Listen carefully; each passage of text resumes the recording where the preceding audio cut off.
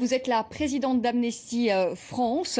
Alors, vous tirez aujourd'hui la sonnette d'alarme. Alors, la première question que j'ai envie de vous poser, quels sont ces groupes, justement, qui violentent aujourd'hui cette minorité rome? Bien, ce que nous constatons à travers toute l'Europe, c'est que, d'une part, c'est soit le fait de violences et de harcèlement de la part des forces de police, soit de simples riverains, de simples citoyens.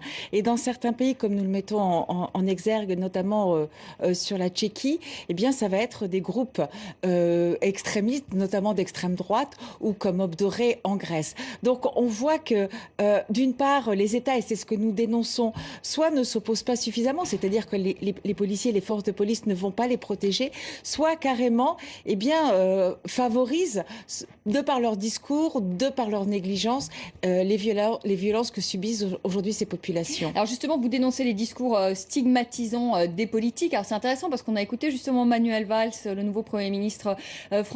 C'est des discours, par exemple, comme celui qu'a pu tenir Manuel Valls, qui disait à l'époque que les Roms n'étaient pas capables finalement de s'intégrer. Ce sont ces discours-là que vous dénoncez? Bien, en partie, oui. C'est vrai qu'on a assisté à des discours plus violents, hein, pas seulement en France et ailleurs, où justement, par exemple, des représentants en Hongrie n'ont pas hésité à les traiter d'animaux, de chiens, etc., ou de porcs.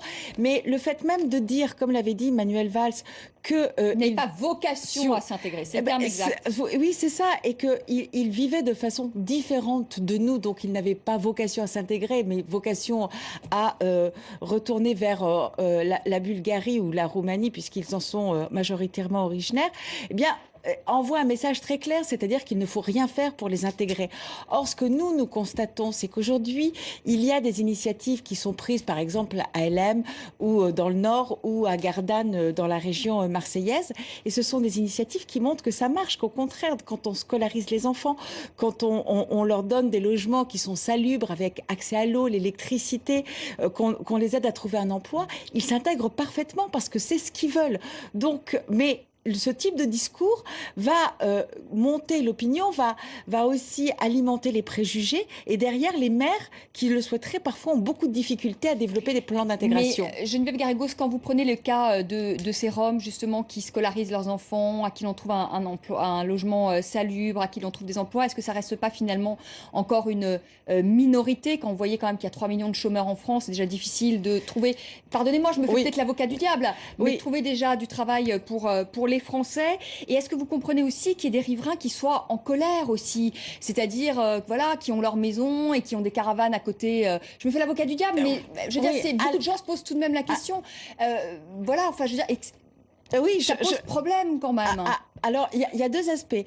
D'une part, c'est vrai que les problèmes des riverains sont généralement liés à l'insalubrité parce que ces personnes n'ont pas accès à l'eau, n'ont pas de sanitaire, et il y a les détritus, etc., et que les communes refusent d'effectuer le ramassage. Les associations, d'ailleurs, essayent justement de développer la salubrité et d'éviter ce genre d'inconvénient qui va finalement créer des problèmes avec les riverains. Mais en fait, la vraie question, est-ce que c'est à la France de trouver finalement un travail, alors qu'il y a des Français qui sont aujourd'hui au chômage, de trouver un travail, de trouver un logement? Finalement, est-ce que c'est pas à leur pays d'origine, en l'occurrence à la Bulgarie et à la Roumanie, d'intégrer finalement ces populations? En fait, il faut remettre les chiffres en place. Et en France, il y a entre 19 et 20 000 Roms. Depuis des années, ce chiffre est stable. Quand on ramène au nombre de familles, ça fait peut-être 3-4 000 familles.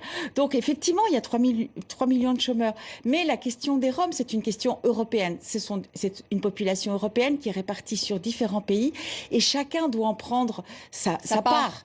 D'autant qu'au niveau européen, de l'Union européenne, il y a des plans qui ont été mis en place et qu'il y a des budgets qui sont alloués pour cela, que ce soit pour construire des logements, pour scolariser les enfants. Le problème, c'est que ces pays, la Roumanie et la Bulgarie, n'investissent pas, ne prennent pas ces budgets, ne les réinvestissent pas dans des politiques d'intégration de leur population. Mais la situation pour les Roms est très difficile dans ces pays-là.